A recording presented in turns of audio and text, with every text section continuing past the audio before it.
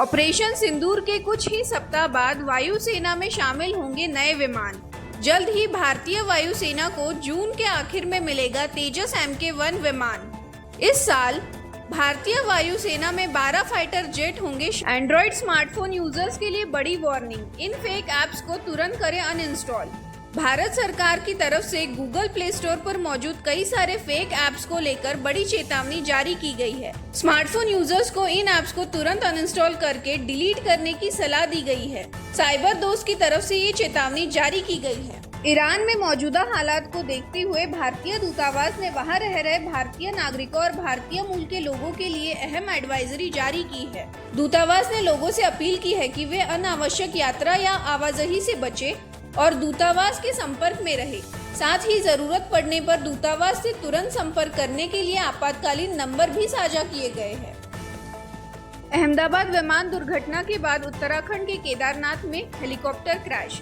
केदारनाथ के पास गौरीकुंड में रविवार को सुबह हेलीकॉप्टर क्रैश हो गया।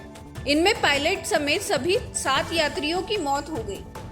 मरने वालों में महाराष्ट्र का 2 साल का बच्चा भी शामिल है। हेलीकॉप्टर श्रद्धालुओं को लेकर केदारनाथ मंदिर से गौरीकुंड के लिए उड़ा था।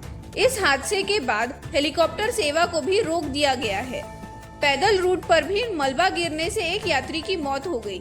इन सभी घटनाओं के कारण चारधाम यात्रा पर रोक लगाई गई है। वैज्ञानिक की एक बड़ी चिंताजनक रिपोर्ट सामने आ रही है। मिट्टी के बैक्टीरिया में बढ़ रहा है एंटीबायोटिक प्रतिरोध। मानव स्वास्थ्य के लिए भविष्य में बन सकता है बड़ी चुनौती। Nature ecology and evolution environmental research letters में प्रकाशित किया गया है कि जैसे जैसे वैश्विक तापमान में वृद्धि हो रही है, मिट्टी में मौजूद बैक्टीरिया में तेजी से एंटीबायोटिक रेजिमेंट जीन का स्तर बढ़ रहा है। इन जीन के कारण बैक्टीरिया उन दवाओं के प्रति प्रतिरोधक हो जाते हैं जो इन्हें नष्ट करने के लिए उपयोग की जाती है।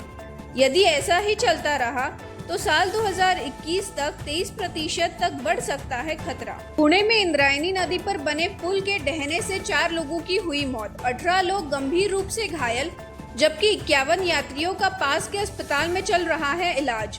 सर्च ऑपरेशन अब भी जारी है। महाराष्ट्र के मुख्यमंत्री ने मृतकों के परिजनों को 5-5 लाख रुपए मुआवजे का किया ऐलान।